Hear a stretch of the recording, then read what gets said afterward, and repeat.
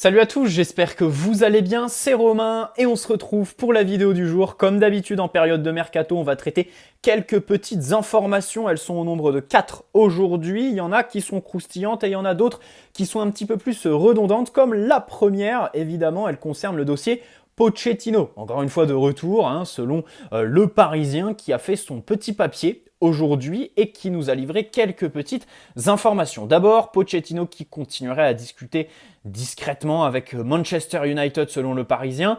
Bon, en soi, l'information en elle-même, concernant la source et tout ça, je me dis comment ils peuvent avoir une information comme ça, sachant que l'entourage de Pochettino fait filtrer à chaque fois dans un environnement qui est anglais. On sait très bien que avec les médias français, il n'a pas trop de liens. Ils sont plus avec la direction sportive qu'avec les entraîneurs, les médias français. Et puis, pour ce qui est de Manchester United, bon, je crois qu'ils sont même pas au courant de l'existence du journal Le Parisien. Donc, je me demande d'où est-ce qu'ils sortent cette information. Par contre, en elle-même, évidemment, au-delà de sa viabilité, bon, je pense qu'un peu tout le monde pourrait la sortir. Il nous a déjà montré à plusieurs reprises que Pochettino, la traîtrise, il connaît. Mais le pire dans cette histoire, c'est évidemment le club qui a retenu Pochettino toutes les fois où il a pas demandé à partir expressément. Je pense pas qu'il l'a fait. C'est son côté hypocrite. Mais toutes les fois où, évidemment, il était en contact avec d'autres clubs, ça, c'était connu aux yeux du monde. Ça a commencé l'été dernier, début juin, les histoires Tottenham. Il y avait le Real Madrid aussi. Il y avait le Real Madrid qui voulait le signer. Et puis, au final, il est resté. Alors, ça avait un petit peu animé pendant 2-3 jours, mais c'était les vacances. Donc, forcément, bon, il n'y avait pas le feu. Et puis, ça nécessitait pas un gros démenti de sa part, qui n'a jamais fait d'ailleurs. Par contre, plus inquiétant évidemment au mois de novembre, juste avant le match contre City, les rumeurs le liant à Manchester United. Là, tu es en pleine saison, tes joueurs sont avec toi, ils ne sont pas en vacances ou en compétition internationale.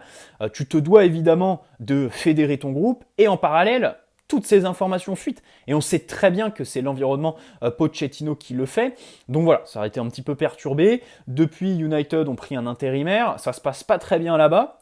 C'est divisé. Bon après, les tabloïds anglais en profitent aussi. Ils en jouent bien sûr avec des rumeurs un petit peu folles.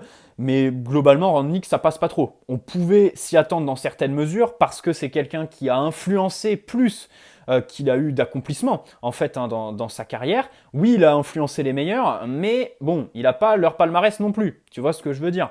Et il s'est retrouvé confronté pour la première fois à un gros vestiaire, un gros club. Ça marche pas. Et en fonction des organigrammes du club, donc l'administration, on sait là-bas que les légendes ont leur mot à dire, les anciens joueurs et tout ça, qu'ils soient consultants ou qu'ils soient au sein de l'administration mancunienne, et puis la direction. Il y a une balance entre Eric Ten Hag et Mauricio Pochettino, et globalement, ce qui ressort des médias, c'est vraiment Pochettino qui est devant, tout simplement, Ten Hag pour l'été prochain. On espère ici bien sûr le voir partir. Maintenant, c'est vrai que se pose une autre question, le licenciement, parce qu'il coûte 12 millions d'euros par an en termes de salaire, c'est absolument incroyable. Il y a un staff aussi à virer, et puis à un moment donné, on va pas trop passer pour des cons. Si c'est lui qui veut partir, c'est à lui de poser sa lettre de démission et pas d'attendre évidemment le licenciement, les indemnités qui vont avec. Donc en parallèle, le Parisien qui nous sort que le PSG travaille avec Zinedine Zidane, mais que pour lui, vraiment, sa priorité, c'est une année sabbatique entière, déconnecté complètement. Ok, pas de problème, on le conçoit. On espère juste que ça ne va pas imploser dans le vestiaire d'ici à la fin de la saison, évidemment, et que ça ne va pas avoir de répercussions sur les résultats. Déjà que le fait d'avoir un coach pas forcément impliqué sur le banc, ça se ressent au niveau des résultats et de la philosophie de jeu. Si en plus, ça se ressent vraiment au niveau de la saison dans sa globalité, ce serait très critique bien sûr. Aujourd'hui, là, c'est pas le moment de tirer la sonnette d'alarme. Deuxième ou premier en phase de groupe, ça veut trop rien dire. Et puis en Ligue 1, le bilan comptable est là. D'ailleurs, ça prouve bien quand même que sur la dynamique quand même de 4 matchs nuls et une victoire sur le dernier mois et demi, personne, et à nos trousses, personne nous met un petit peu de pression. Donc voilà, ça montre encore une fois qu'il y a un petit écart, un monde entre le PSG et les autres clubs. Bref, Pochettino, on espère, parce qu'il y a eu des papiers aussi un petit peu plus tôt dans la semaine qui disaient que au sein du vestiaire, on émettait des doutes en fait, parce qu'il est incapable de bien utiliser ses joueurs. Le seul vraiment qui surnage avec lui, c'est évidemment Mbappé. avec qui il a une bonne relation. Neymar, il fait une année 2020 qui est exceptionnelle. Sous Tourelle à la fin, alors on a en tête son match à Manchester, à Old Trafford, son match contre Başakşehir, voilà, je crois qu'il met un triplé. Et puis derrière, ses 4 buts dans le jeu en 2021 sous les ordres de Pochettino. Et je pense, on peut incriminer Neymar, mais je trouve qu'on n'en parle pas assez. Son changement de rôle sous Pochettino. Déjà sous Tourelle, Neymar était la pierre angulaire du projet de jeu. Là, c'est quand même Mbappé plus que tout. Voilà, donc ça a changé, premièrement. Et secondement, au niveau du placement. Sous Tourelle, il jouait dans l'axe. Il avait même joué faux numéro 9 par moment et dans de grosses échéances. Là, bon, encore plus depuis l'arrivée de Lionel Messi, mais déjà avec Pochettino, il est plus excentré sur le côté gauche. Hein. L'année dernière, c'était quand Verratti était numéro 10. Là, c'est évidemment pour laisser un petit peu de place à Lionel Messi. Voilà. Tous les autres, évidemment, ne surperforment pas trop. Si, il n'y a que Marquinhos, mais lui, tu as l'impression que tu lui mets n'importe qui. Le mec brille toujours, bien sûr. Sinon, les latéraux, c'est une catastrophe. Voilà, signer des joueurs avec un tel potentiel, un tel talent pour les exploiter comme ça, c'est une catastrophe. Une catastrophe industrielle d'exploitation. Hein, pas les joueurs, mais voilà, l'exploitation, bien sûr. On peut penser à Nuno Mendes.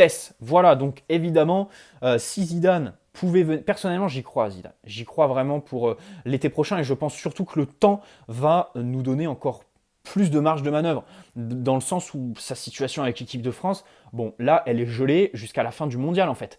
Et elle est conditionnée en parallèle à l'issue de ce mondial.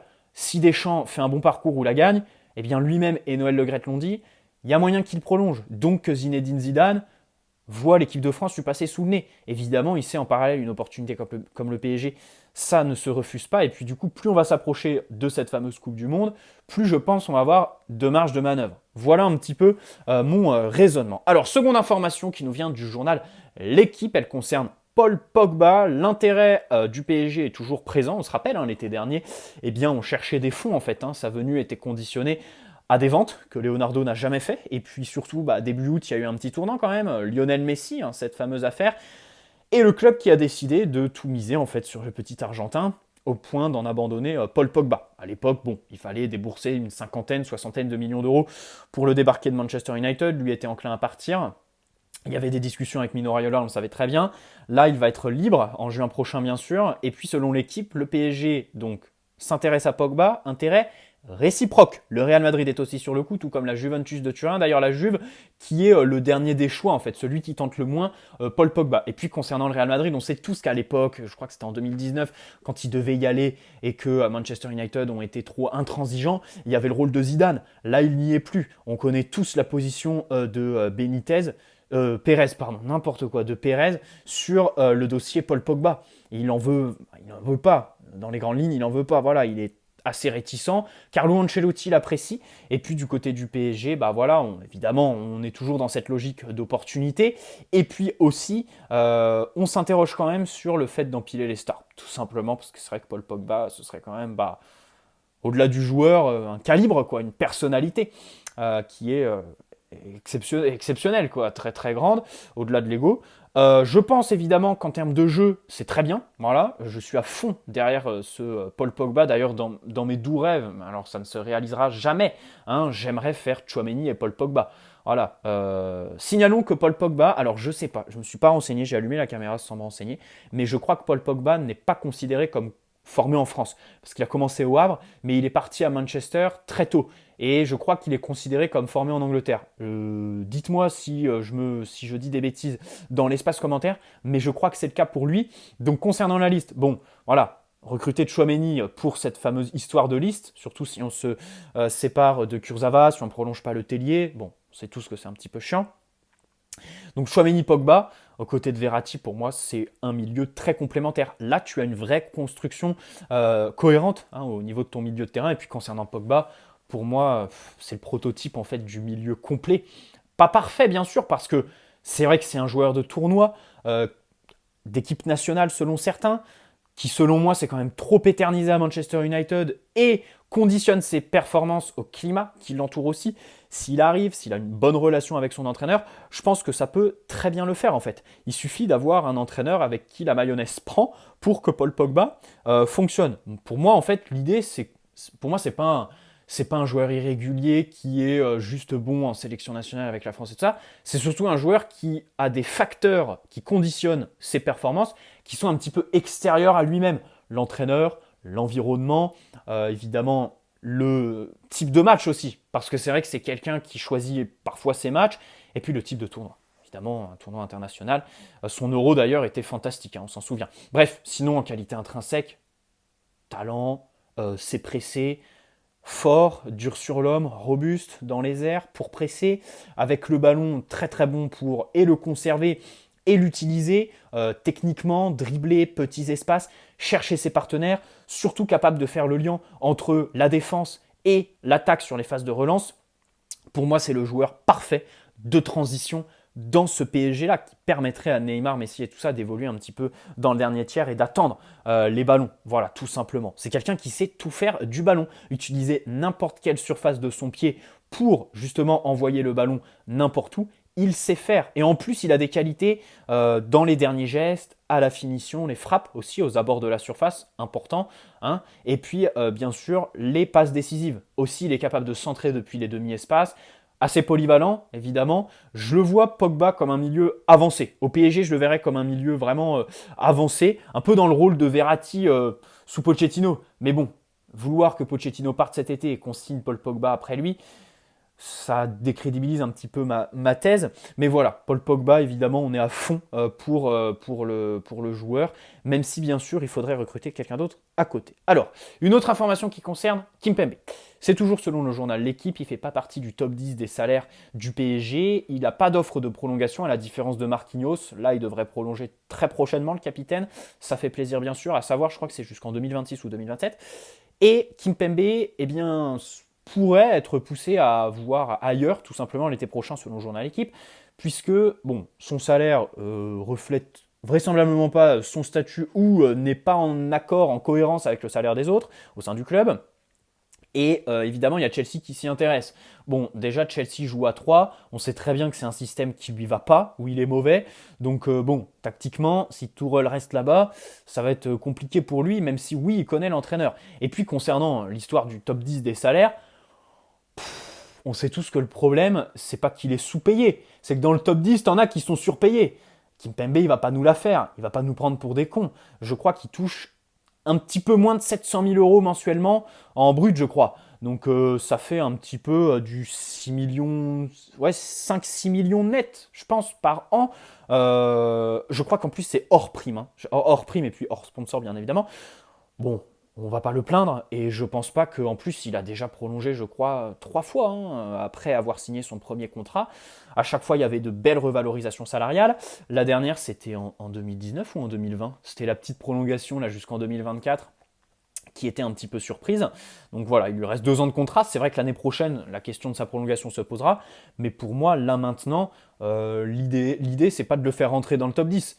En lui augmentant son salaire, mais de le faire rentrer dans le top 10 en virant les autres salaires, bien évidemment, les surpayer. Et puis là, on en revient à Leonardo quand même. Il est arrivé pour le coup de com', bien sûr, parce qu'il avait un lien avec les supporters, mais il est aussi arrivé pour remettre de l'ordre. Au final, on peut constater quand même l'échec. Et puis ensuite, remettre de l'ordre aussi dans la hiérarchie des salaires. Franchement, qu'est-ce qu'il a fait dans ce sens? Mais qu'est-ce qu'il a fait dans ce sens, Leonardo?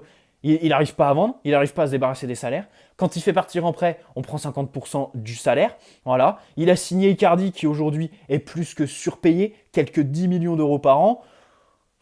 Il a viré Thiago Silva parce que gros salaire pour au final donner un salaire similaire à Sergio Ramos 1 an après. Bref, pas trop de cohérence. Et puis, bon, je voulais caler ce petit coup de gueule dans la vidéo, en profiter de cette fameuse information sur Kimpembe. Et puis, on va terminer avec Antonio Rudiger, puisqu'il y a eu 2 informations qui se contredisent. C'est rare parce que c'est 2 journalistes qui sont connus et reconnus sur la scène internationale, Christian Falk et Gianluca Di Marzio.